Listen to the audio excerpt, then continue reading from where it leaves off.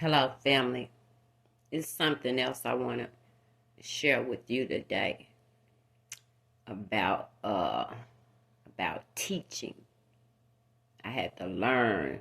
It was a powerful lesson that I had to learn about teaching and about having the gift of teaching. See, even teaching is a gift because to everybody is not a teacher. A teacher is able to help someone else understand what they know. You see, that's what a teacher is. They teach you the same thing they know, or whatever it is they trying to teach you. Okay, but this whole point is that I always been knowing that I had the gift of teaching, right? I always been in a teaching arena too. Always Sunday school, ministry. Uh, we had a school of ministry one time, and I was the leader of that. Just so many different instances, where I had the opportunity to teach, but, you know, that's something that, because teaching, you got to slow it down. You got to slow it down. You got to read it. You got to understand what's being said. That's different than preaching. See, preaching, it's still the word, but it's going to be inspired. It's going to be in an exhortational way. It's going to grab your emotions. See, that's what preaching mostly do, and really that's what been taking the world by storm.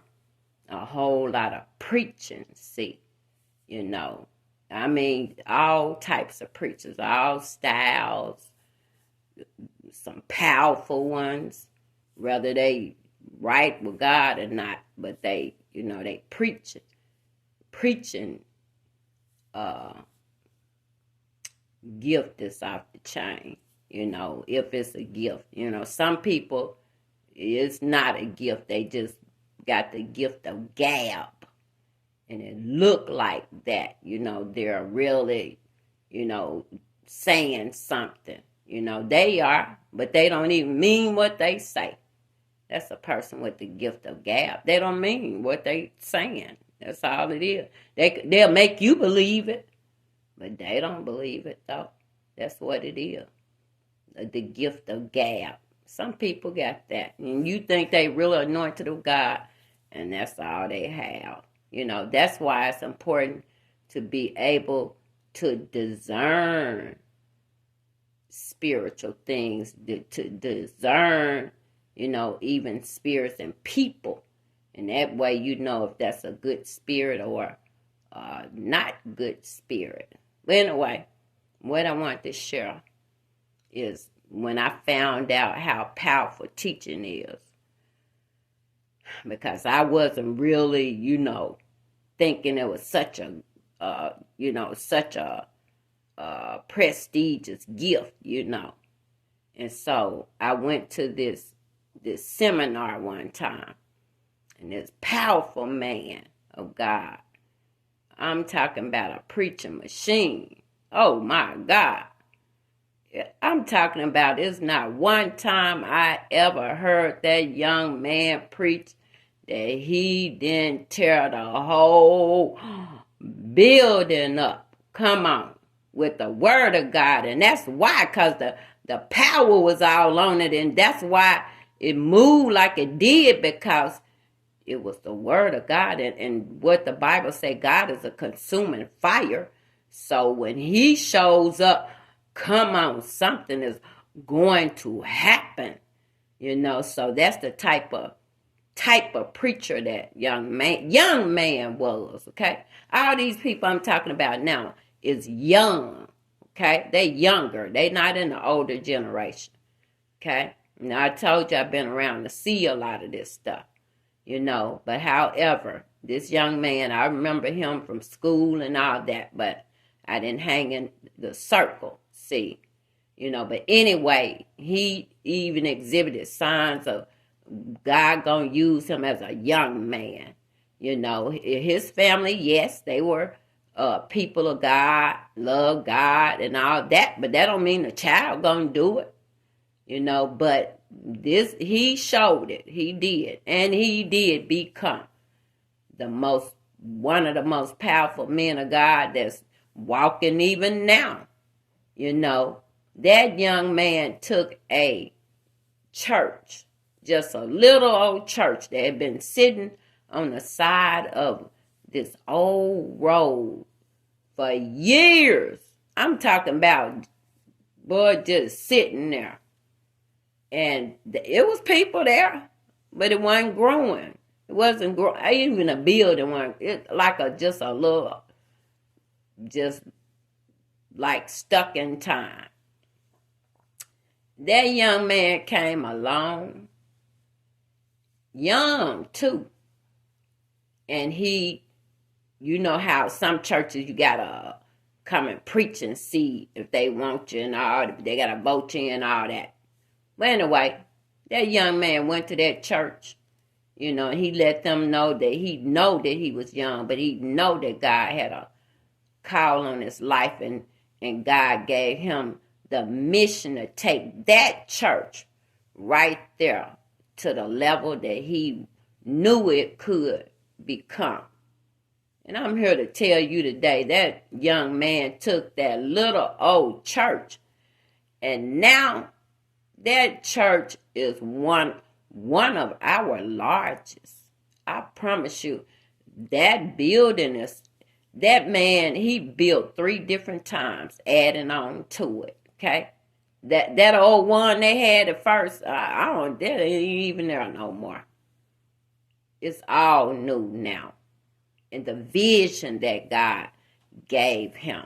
Okay, when that young man came there to them older people stuck in that old church for years and years, talking about God had given him a vision for that church and all that.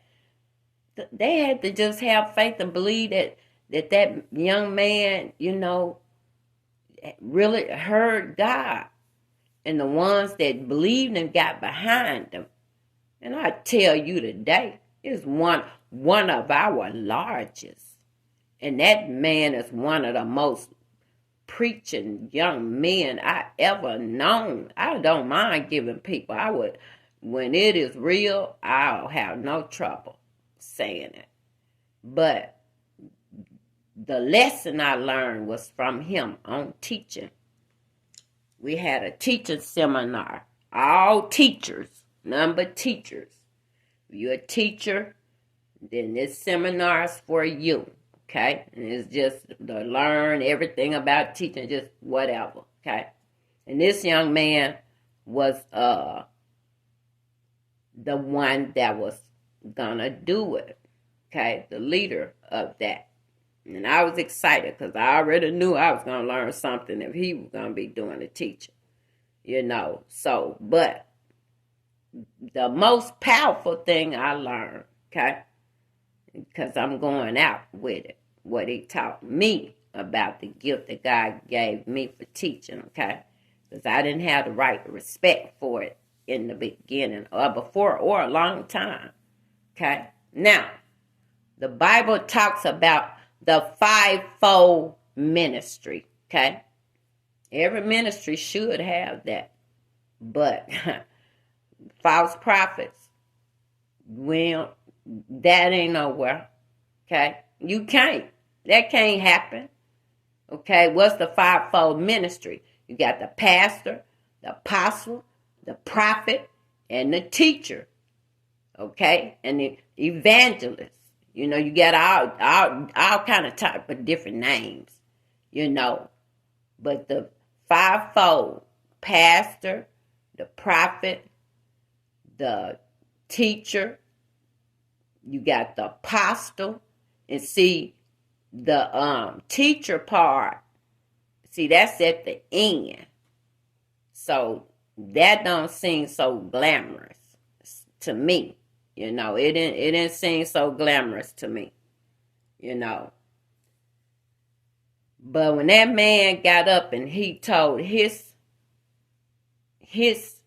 spiritual growth and testimony, he said, "Yeah," he said, "I have been all over this world preaching, all over this world. And I must admit that it has been amazing." He said, "But you know what? I had to learn, and what I didn't know, and what God had to teach me." He said, teaching, he said, this is what I didn't know. That teaching is the most powerful gift that it is. And I didn't even have the right respect for it. I said, oh my God. I said, oh my God. That day that man helped me, okay? I promise you, he helped me, because that's how I was looking at teaching too. Because, you got, teaching is not all that emotion and all that hoopla and all that. You got to slow it down and break it down, unpack it, and, with all that, get an understanding. You got to get all that.